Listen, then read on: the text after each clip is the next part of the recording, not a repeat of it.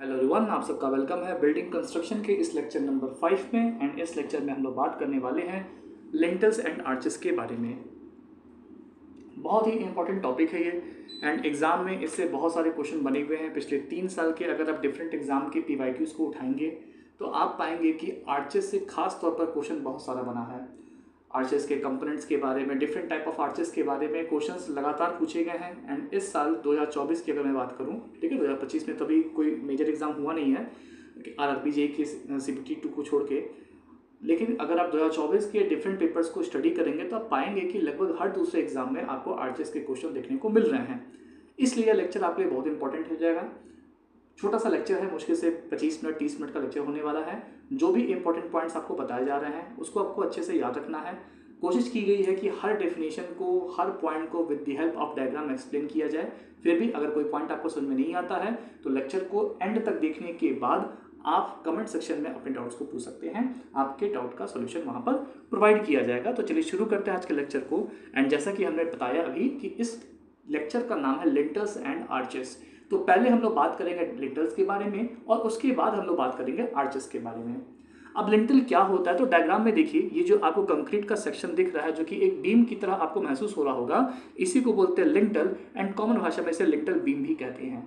ठीक है, अलग अलग टाइप का होता है। वैसे इस डायग्राम में मैंने RCC के बने हुए लिंटल का यूज़ किया है, लेकिन मार्केट में अगर आप जाएंगे तो आपको बहुत सारे तरह के लिंटल्स दिखाई देते हैं जिनके अलग अलग काम होते हैं। कुछ बहुत अच्छे होते हैं, कुछ थोड़े से इंफीरियर क्वालिटी के होते हैं। खैर, पहले हम समझते हैं कि आखिर लिंटल क्या होता है। तो लिंटल एक ऐसा स्ट्रक्चर होता है, एक ऐसी बीम होती है जो कि किसी ओपनिंग, जैसे कि आपका वुड, जैसे कि आपका डोर हो गया, जैसे कि आपका विंडो हो गया, इस तरह की ओपनिंग के ऊपर प्रोवाइड किया जाता है ताकि ओपनिंग के ऊपर का जो भी ब्रिक वॉल है उससे आने वाले लोड को ये अच्छे से डिस्ट्रीब्यूट कर सके एंड नीचे की तरफ ट्रांसफर कर सके। आपको पता होगा बीम यही काम करता है कि जैसे स्लैब आपने दे दिया, ठीक है, आपने कहीं वॉल दे दिया तो वो उसके लोड को नीचे ट्रांसफर करने का काम करता है, एक फ्रेम स्ट्रक्चर की तरह।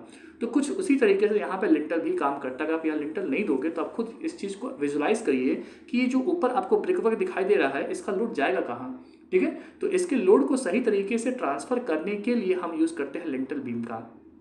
ठीक है, हमेशा ये ध्यान रखा जाता है कि जो लिंटल बीम की गहराई है वह ऊपर से आने वाले लोड के अनुसार ही दी जाए। ठीक है, मतलब कि अगर ऊपर से आने वाला मैसनरी लोड काफ़ी ज़्यादा है तो आपको लिंटल की डेप्थ अच्छी खासी दिखाई देने को मिलती है।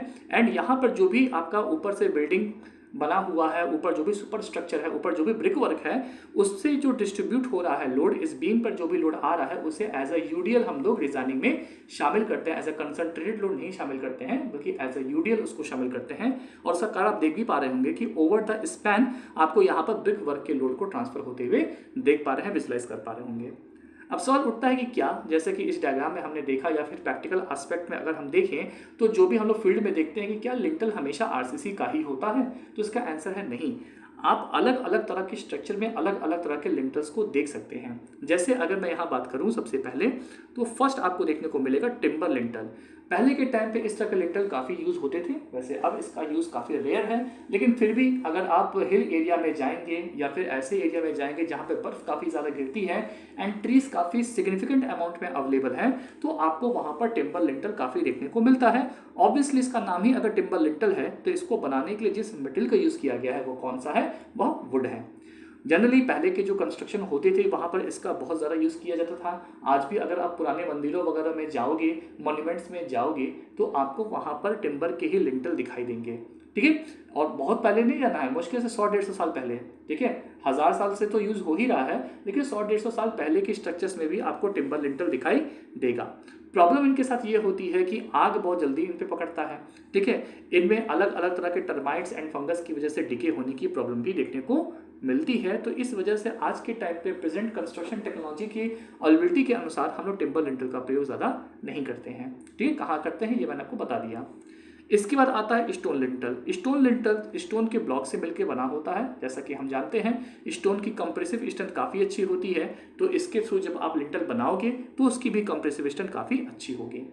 पहले के जो बड़े बड़े मंदिर होते थे, ठीक है, आपने अगर साउथ में जाएंगे तो बृहदेश्वर मंदिर, तंजौर का मंदिर, महाबलेश्वर मंदिर, ठीक है, ये सब जो भी मंदिर हैं इसमें जनरली हम लोगों ने स्टोन के लिंटल्स को ही देखा है, क्योंकि वो बड़े बड़े स्टोन ब्लॉक से मिलकर बनता था। तो वहाँ पे लोड ट्रांसफर के लिए भी हम लोग स्टोन ब्लॉक्स का ही यूज़ करते थे, ठीक है, या करते हैं आज भी। अगर आप देखेंगे तो नागौर शैली से जो भी मंदिर बनते हैं वहाँ पे स्टोन लिंटल ही यूज़ किया जाता है। फॉर एग्जाम्पल हमारा जो राम मंदिर बना अयोध्या में, वह भी वहाँ पे भी जो लिंटल यूज़ किया गया है वो स्टोन लिंटल ही है, ठीक है। अब प्रॉब्लम ये है कि स्टोन काफ़ी हैवी होता है, बड़े बड़े साइज़ के होते हैं, तो इनको हैंडल करना काफ़ी डिफिकल्ट होता है। लेकिन फिर भी जो ट्रेडिशनल एंड हेरिटेज स्ट्रक्चर होते हैं, जैसे कि राम मंदिर हो गया, जैसे कि लाल किला हो गया, ठीक है, ताजमहल हो गया, ठीक है, या साउथ के जो बड़े बड़े मंदिर हैं, ये सारे ट्रेडिशनल एंड हेरिटेज स्ट्रक्चर्स हैं जिनको बनाने के लिए बड़े बड़े स्टोन ब्लॉक्स का यूज़ किया गया है। तो वहाँ पर या वैसे कोई भी रेप्लिका हमको बनाना है तो हम वहीं पे स्टोन लिंटल का ही यूज़ करते हैं, वहाँ पे टिम्बर या आरसीसी का प्रयोग नहीं करते हैं, ठीक है। फिर हमारा आता है ब्रिक लिंटल। ब्रिक लिंटल का यूज़ हम लोग ब्रिक की हेल्प से करते हैं। जहाँ कहीं भी स्मॉल ओपनिंग आ रही होती है हम वहाँ पर इनका यूज़ कर सकते हैं, जैसे रोशनदान हो गया, ठीक ठाक साइज़ के रोशनदान हो गए, तो वहाँ पे इसका यूज़ कर सकते हैं। बड़ी ओपनिंग के लिए हम इसको प्रेफर नहीं करते हैं। कई बार ऐसा किया जाता है कि ब्रिक लिंटल में हम लोग रेनफोर्समेंट का यूज़ करके उसकी स्ट्रेंथ को बढ़ा देते हैं।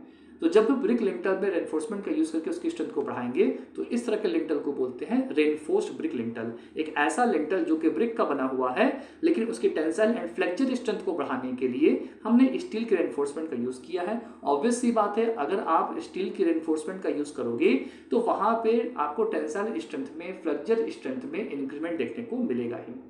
खास तौर पे इस तरह के लिंटल का प्रयोग करते हैं जहां कहीं भी हमको लोड बेरिंग वॉल्स बनानी होती है, ताकि ऊपर के हैवी लोड को ये आसानी से क्या कर सके, आसानी से टैकल कर सके। फिर हमारा आता है रेनफोर्स्ड कंक्रीट आरसीसी लिंटल, ठीक है। रेनफोर्स्ड कंक्रीट लिंटल क्या होता है? एक ऐसा लिंटल जो कि आज के टाइम पे मॉडर्न टेक्नोलॉजी के बेसिस पे अगर बात करें तो सबसे ज़्यादा यूज़ होता है। आपके आसपास जितने भी घर बन रहे हैं, जितने भी स्ट्रक्चर्स बन रहे हैं, वहाँ पर आपको आरसीसी के बने हुए ही लिंटल दिखाई देंगे। सबसे खास बात ये होती है, ये काफ़ी स्ट्रांग होते हैं, ड्यूरेबल होते हैं, आसानी से इन पर फायर नहीं लगती है, और ये बड़े बड़े ओपनिंग पे भी आसानी से प्रयोग किए जा सकते हैं। मनचाहा शेप इनको आप दे सकते हैं। आपको जो भी रिक्वायरमेंट है आप उस रिक्वायरमेंट के बेसिस पे लिंटल को बना सकते हैं। फ्रेम स्ट्रक्चर का पार्ट होते हैं, इसीलिए आज के टाइम पे आपको आरसीसी लिंटल बहुत ही ज़्यादा दिखाई देने को मिलता है। फिर आपका स्टील लिंटल। स्टील लिंटल जैसा कि नाम से ही क्लियर है कि यह रोल्ड स्टील से मिलकर बने होते हैं, जिनको हम माइल्ड स्टील भी कह सकते हैं, ठीक है। तो रोल्ड स्टील सेक्शन से मिलकर बने होते हैं, जनरली आई बीम या चैनल के फॉर्म में अवेलेबल होते हैं, जो कि स्टील के बने हुए बीम है। लिंटल है क्या आखिर? लिंटल एक बीम ही तो है।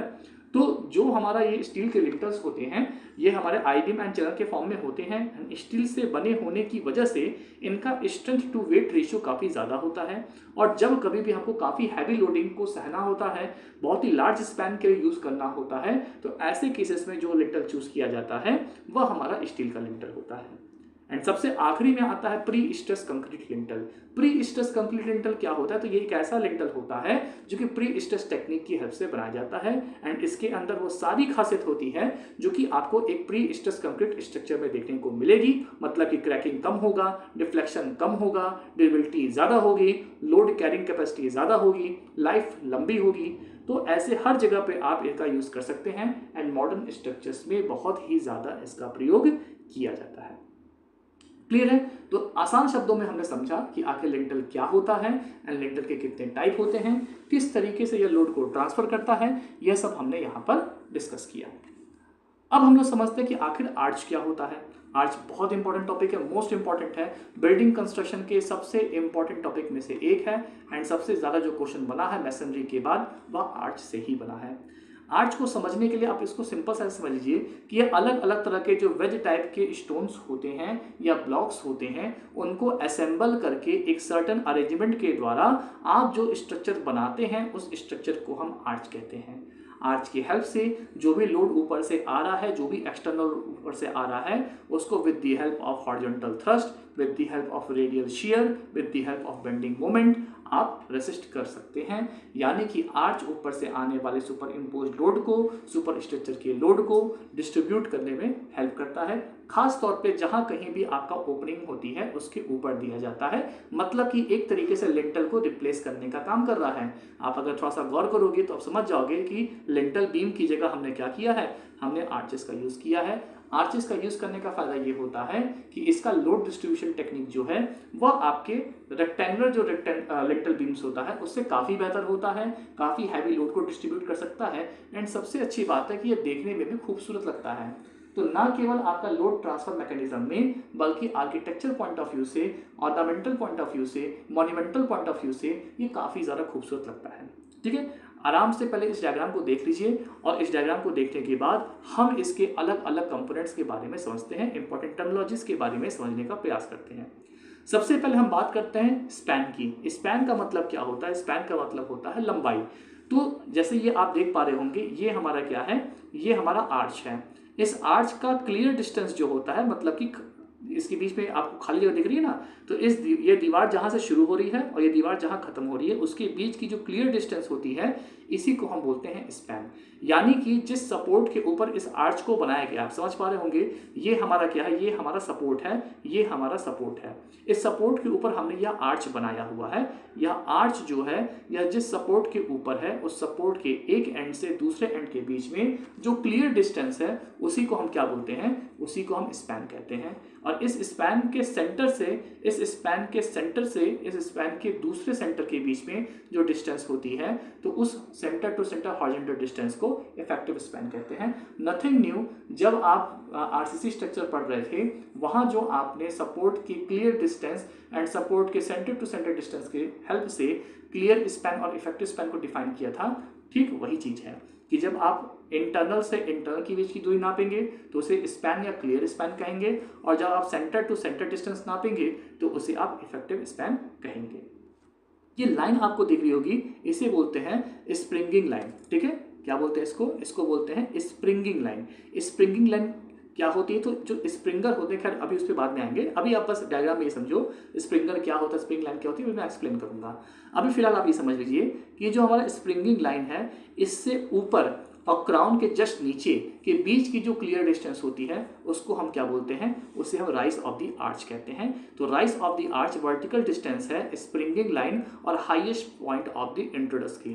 ठीक है, देखिए यहाँ पे इंट्रोडस क्या होता है? तो इंट्रोडस आपका एक तरीके से ये जो आर्च का इंटरनल कर्वेचर है उसको इंट्रोडस कहते हैं, और जो एक्सटर्नल कर्वेचर है उसको हम एक्सट्राडस कहते हैं। दिख रहा होगा, एक्सट्राडस आर्च का बाहरी दीवार है और इंट्रोडस जो है वो आर्च का इंटरनल दीवार है, अंदर की दीवार है। ये जो अंदर की दीवार है इसे हम इंट्रोडस कहते हैं। दिख रहा है, ये एरो से देखेंगे तो ये इंट्रोडस है।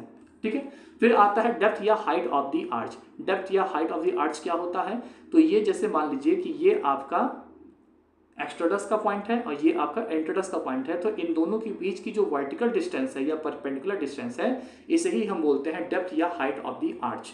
यानी कि जो आपका इंट्रोडस और एक्सट्रोडस के बीच की जो वर्टिकल डिस्टेंस होती है, परपेंडिकुलर डिस्टेंस होती है, उसी को हम क्या बोलते हैं? उसी को हम बोलते हैं डेप्थ या फिर हाइट ऑफ द आर्च। कुछ नहीं है, बस एक एक लाइन के डिफिनेशंस हैं, उसको डायग्राम की हेल्प से याद करना बहुत आसान पड़ेगा, अदरवाइज इसे याद करने में बड़ी दिक्कत आएगी आपको। ठीक है, चलिए नेक्स्ट क्या है आपका? नेक्स्ट है आपका एक्सट्राडस एंड इंट्रोडस। जैसा कि मैंने आपको बताया कि आर्च की जो इंटरनल कर्वेचर होती है, इंटरनल कर्व वॉल जो होती है उसको हम बोलते हैं इंट्रोडस। ठीक है, ये आपका जो इंटरनल वॉल है या इंटरनल कर्वेचर है उसको हमने इंट्रोडस बोल दिया। एंड जो अपर एक्सटर्नल कर्वेचर होता है, एक्सटर्नल वॉल जो होती है उसको हम बोलते हैं एक्सट्राडस। क्लियर है? फिर हमारा आता है स्क्यू या बैक। स्क्यू या बैक क्या होता है कि जैसे आप देखेंगे ये हमारा सपोर्ट है, ये हमारा क्या है? ये हमारा सपोर्ट है और इस सपोर्ट के ऊपर हमने आर्च को बनाया हुआ है। ठीक है, तो जो सपोर्ट होता है उसे हम बोलते हैं अबटमेंट। ठीक है, जिस सपोर्ट के ऊपर हमारा आर्च बना होता है उसे हम बोलते हैं अबटमेंट। ठीक है, इस अबटमेंट में जो हमारा पहला आ रहा है वॉइजर, उसी को हम बोलते हैं स्क्यू। वॉइजर क्या होता है? वॉइजर का मतलब होता है कि आर्च को बनाने के लिए जिन ब्लॉक्स का यूज किया, आप देख पा रहे हैं ये ब्लॉक है, ये सारे ब्लॉक्स हैं छोटे छोटे, इन ब्लॉक्स को आपस में कनेक्ट करके हमने आर्च बनाया है। ठीक है, तो ये जो आपके ब्लॉक्स होते हैं इनको बोलते हैं वॉइजर, और इस वॉइजर का जो पहला पीस होता है उसी को हम बोलते हैं स्क्यू या उसी को हम बोलते हैं बैक।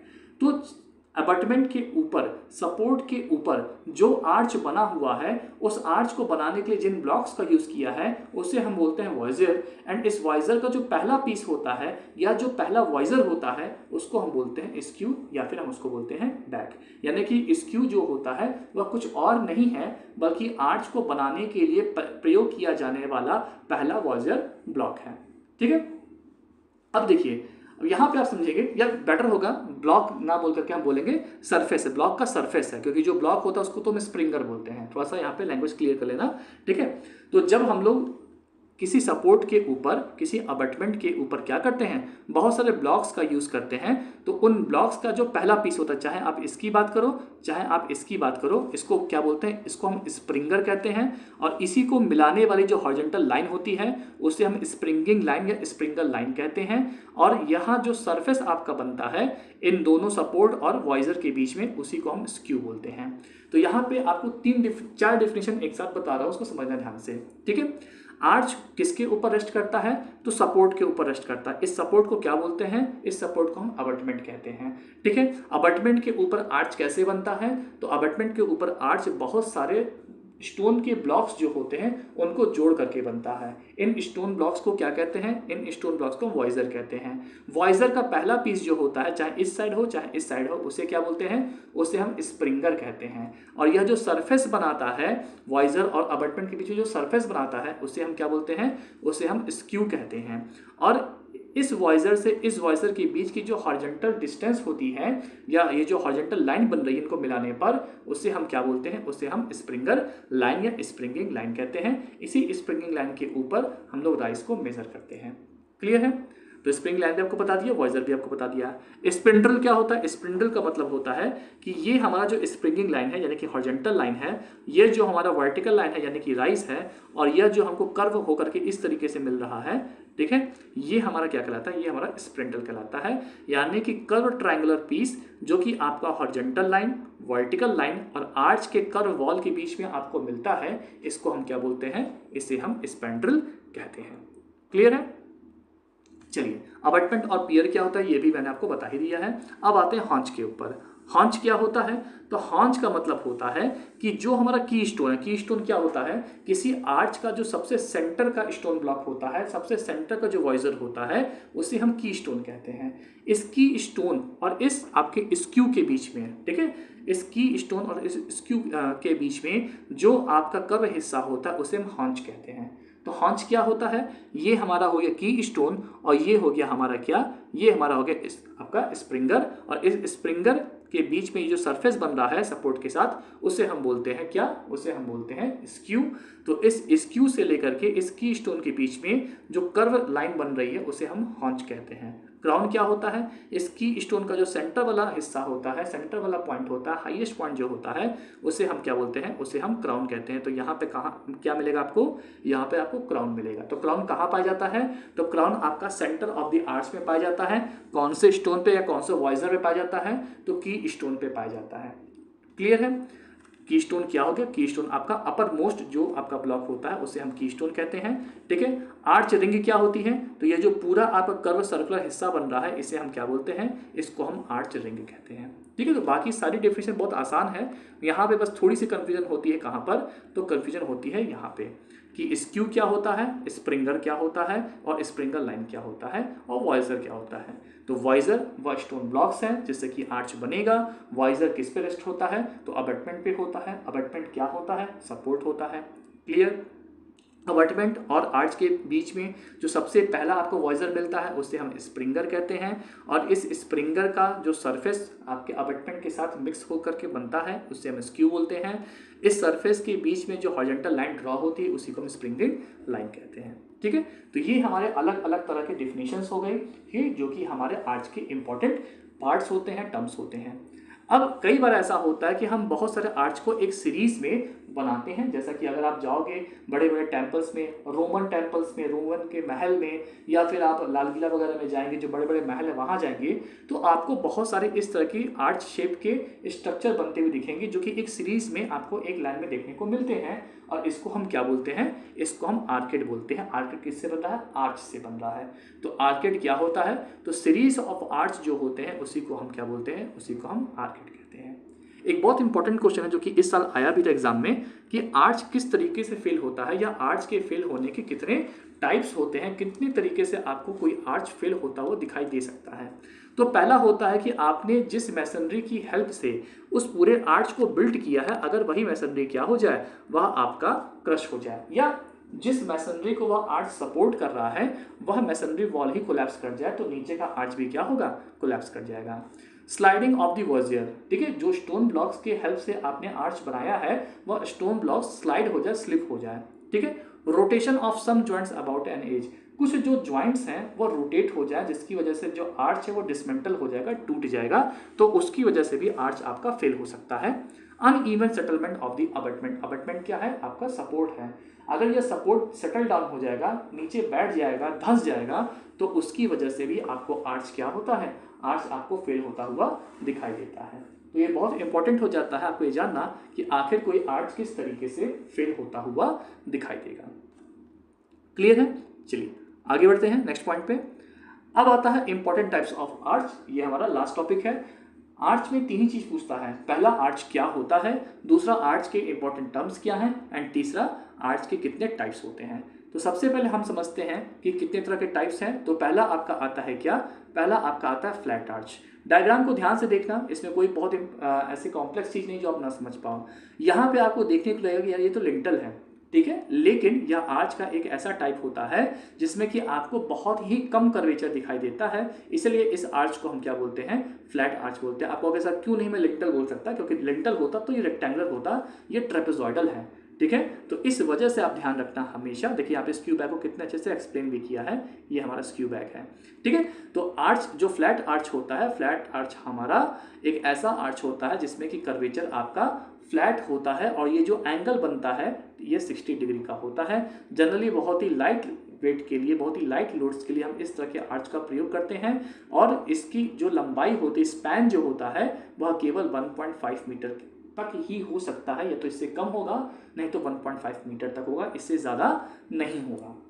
सेकंड टाइप की बात करें तो इसको बोलता है सेगमेंटल आर्च, जो कि देखने में कुछ इस तरीके का लगता है, काफ़ी कम यूज़ होता है इसलिए मुझे इसकी रियलिस्टिक इमेज नहीं मिली है, लेकिन इस तरीके का देखने को मिलता है। यह सबसे बेसिक टाइप का आर्च होता है जिसमें कि जो पूरा का पूरा आर्च है वह एक स्प्रिंगिंग लाइन के ऊपर बना होता है, ठीक है, और यह जो लोड होता है वह इंक्लाइंड एक्शन की हेल्प से, जैसा कि आप जानते हैं रेडियल डायरेक्शन में लोड को ट्रांसफर करता है, रेडियल डायरेक्शन में रेडियल शियर के द्वारा लोड का ट्रांसफर होना ही आर्च एक्शन कहलाता है। जब मैं आपको स्ट्रक्चर पढ़ाऊंगा तो वहाँ पे 2 हिंज एंड 3 हिंज आर्च की डिजाइनिंग एंड उसकी कैलकुलेशन भी समझाऊंगा, तो वहाँ पे इसके बारे में थोड़ा और डिटेल में बात करेंगे। अभी बिल्डिंग कंस्ट्रक्शन के पॉइंट ऑफ व्यू से समझते हैं। तो जो सबसे बेसिक टाइप का आर्च होता है उसको हम सेगमेंटल आर्च कहते हैं, और यह लोड को ट्रांसफर करता है, ऊपर से जो भी लोड आ रहा है उसे इंक्लाइन डायरेक्शन में ट्रांसफर करता है with the help of radial shear, और यह ट्रांसफर हुआ लोड अबटमेंट से होता हुआ नीचे की तरफ ट्रांसफर हो जाता है, पास हो जाता है। क्लियर है? चलिए आगे बढ़ते हैं, नेक्स्ट पॉइंट पे आते हैं। नेक्स्ट हमारा है सेमी सर्कुलर आर्च। बहुत ही खूबसूरत आर्च होता है, आपको इंडिया में बहुत सारी जगह पे इस तरह का आर्च देखने को मिल जाएगा, ऑडिटोरियम्स में, संसद भवन में आपको यह आर्च देखने को मिलता है। सेमी सर्कुलर आर्च यानी कि एक सर्कुलर ही आर्च है, बस वो आधा सर्कुलर है, ठीक है, तो इसलिए इसका नाम पड़ेगा सेमी सर्कुलर आर्च, ठीक है। परफेक्टली डिजाइन होता है।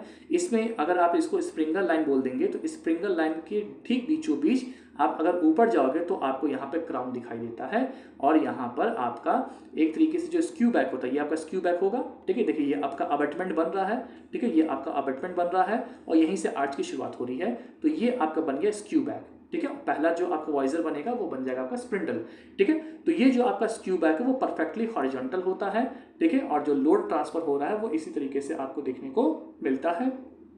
जो आपका राइज होता है वो परफेक्टली आपके स्प्रिंगल लाइन के या स्प्रिंगिंग लाइन के सेंटर के ठीक ऊपर होता है, यानी कि एकदम एग्जैक्टली बीच में आपको देखने को मिलता है। इसका जो सेंटर लाइन है, जो इसका क्राउन है, ठीक है, जो टॉप मोस्ट हिस्सा है, क्राउन है, वो आपको स्प्रिंगल लाइन के ठीक बीचों बीच ऊपर की तरफ देखने को मिलता है, ठीक है।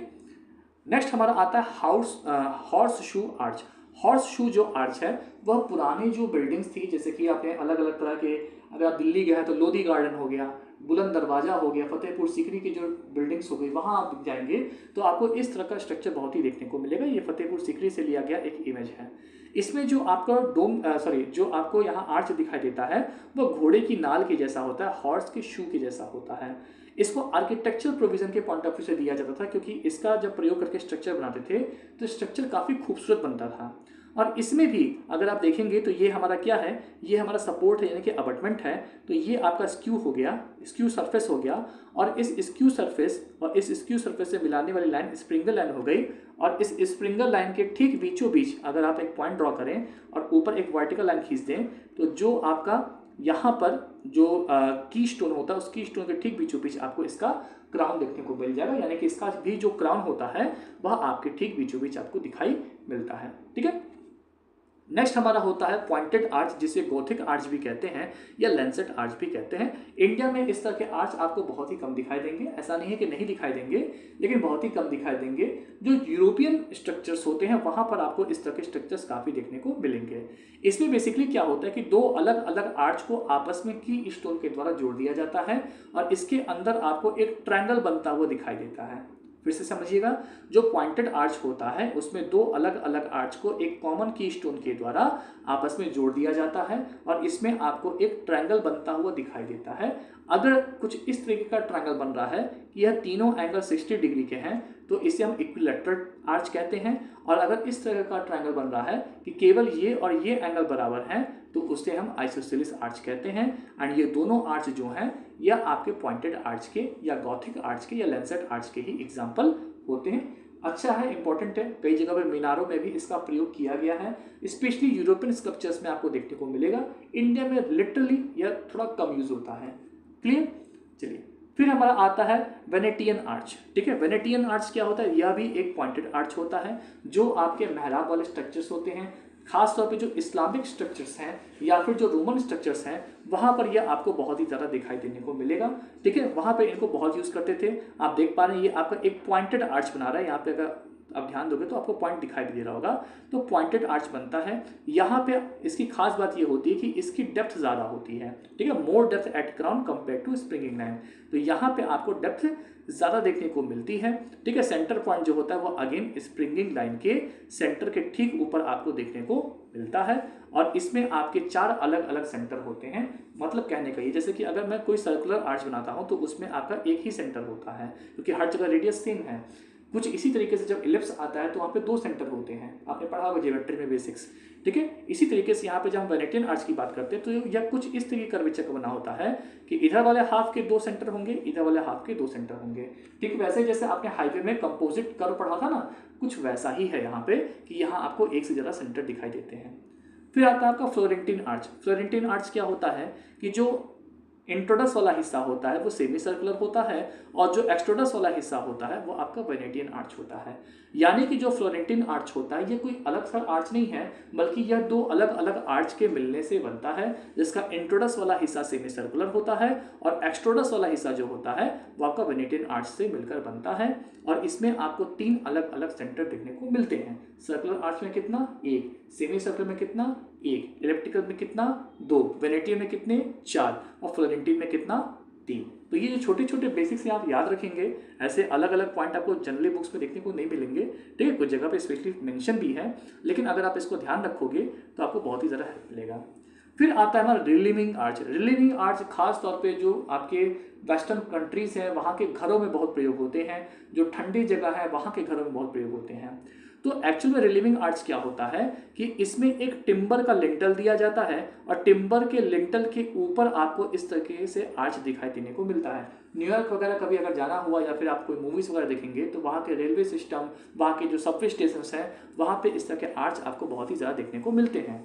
तो बेसिकली यहाँ पे ओपनिंग के ऊपर एक टिम्बर का बना हुआ लिंटल होता है और इसके ऊपर हम एक आर्च बनाते हैं और यह आर्च इस लिंटल के ऊपर आने वाले जो भी ऊपर से लोड है उसको बर्दाश्त करने का काम करता है, जिससे कि इस टिम्बर के लिंटल के ऊपर लोड कम आ रहा है और वो लंबे समय तक अपनी स्थिति को बनाए रखता है। ठीक है, तो स्टेबिलिटी बढ़ाने का काम करता है। तो रिलीविंग आर्च कुछ नहीं है बल्कि यह एक ऐसा सेमी सर्कुलर आर्च होता है जो कि आपका टिम्बर के लिंटल के ऊपर बनाया जा रहा है और इसका काम होता है टिम्बर के लिंटल के ऊपर आने वाले लोड को कैरी करना, जिससे कि उसकी स्टेबिलिटी को बनाए रखा जा सके।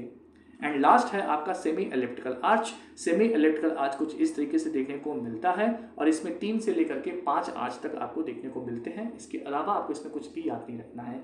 एक स्पेशल केस आता है ओगी आर्च का। ओगी आर्च में आपको 4 से ज़्यादा सेंटर दिखाई देते हैं। ठीक है, बस और कुछ मत याद करना, जितना आपको बताया है, जितना आपको पढ़ाया है इतना याद कर लीजिए एंड जब MCQ सेशन आएगा तो उसको देख लेना। इसके बाहर से रेयरली ही कोई चांस है कि कोई क्वेश्चन आपको बनेगा। तो मैं पूरी उम्मीद करता हूँ कि लिंटल एंड आर्च से रिलेटेड जो भी मैंने आपको थ्योरी डिलीवर की है वो आपको क्लियर हुई होगी। कुछ भी एक्स्ट्रा क्वेश्चन आपको अगर इसके अलावा है या फिर आपको ये पॉइंट समझ में नहीं आए हैं तो आप कमेंट सेक्शन में अपने डाउट्स को पूछ सकते हैं। बाकी बहुत सारे कोर्सेज हम लोग के अवेलेबल हैं, प्रैक्टिस बैच अवेलेबल है, ठीक है, बहुत सारी टेस्ट सीरीज अवेलेबल है। तो एक बार डिस्क्रिप्शन में जाना, हम लोग के एप्लीकेशन का लिंक दिया गया है, उस पर क्लिक करिएगा और आपको हमारे अलग अलग तरह के practice batch, test series and subject wise course दिखाई देंगे, ठीक है। अभी 1 से 2 दिन के अंदर छत्तीसगढ़ की टेस्ट सीरीज और यूपी ड्राफ्टमैन की टेस्ट सीरीज भी लॉन्च होने वाली है, तो आप उसको भी चेकआउट कर सकते हैं। बाकी मिलते हैं नेक्स्ट लेक्चर में, तब तक के लिए थैंक यू सो मच।